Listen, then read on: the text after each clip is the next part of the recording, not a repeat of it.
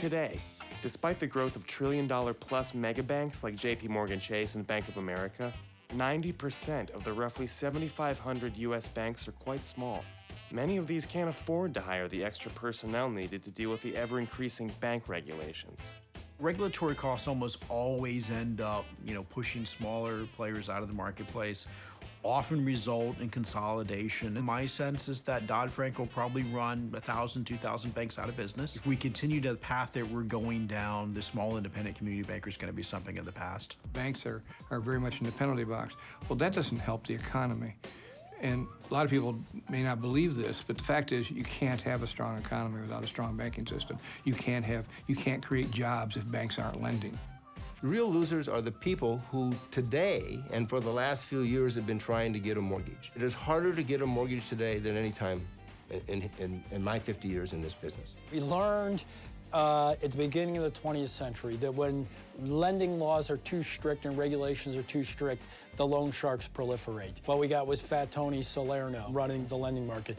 And what we're learning today, after 2008, we brought in this whole host of new regulations, Dodd-Frank, regulations on credit cards, the Consumer Financial Protection Bureau, and the like. And I'm afraid that what we're going to do is end up putting consumers right back in the hands of the loan sharks and the illegal lenders. Shylock is going to be back in business. We have the financial system we've got, so that the ordinary individual Americans should have access to credit so they can buy a car and drive themselves to work, so they can live in a house and feel secure in the knowledge that they've got their house, so that they can borrow on credit cards and buy themselves the kind of clothes, create the kind of image that they need to create. If you go onto the street, go down on the street and you say to someone, well, banks shouldn't be the way they are, they'll say, no, they shouldn't be the way they are. And then you turn around and say, well, would you like all your credit cards taken away and be unable to move and be unable to get the credit you need to buy the car or whatever it is you want? I said, well, of course not.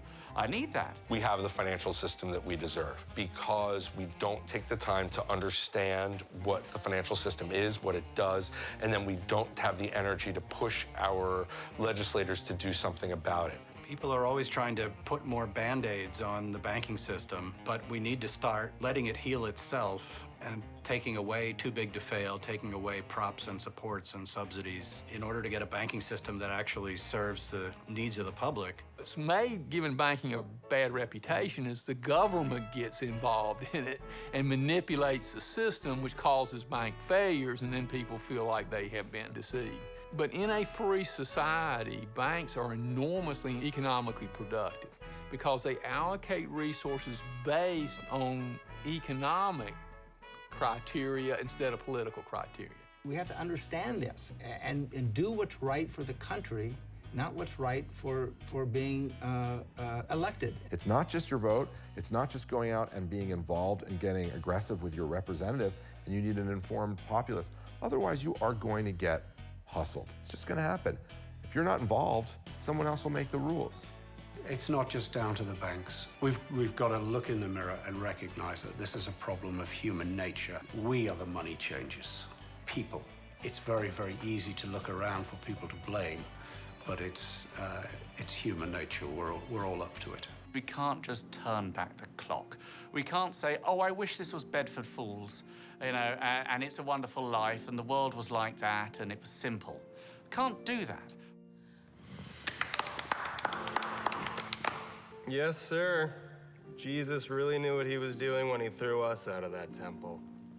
And here we are, many centuries later, and after all that time, nothing has changed.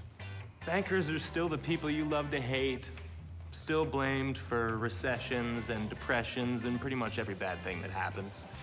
And why is that? Because we're greedy. Because we're only out for ourselves. You know what? It's true. We are only out for ourselves.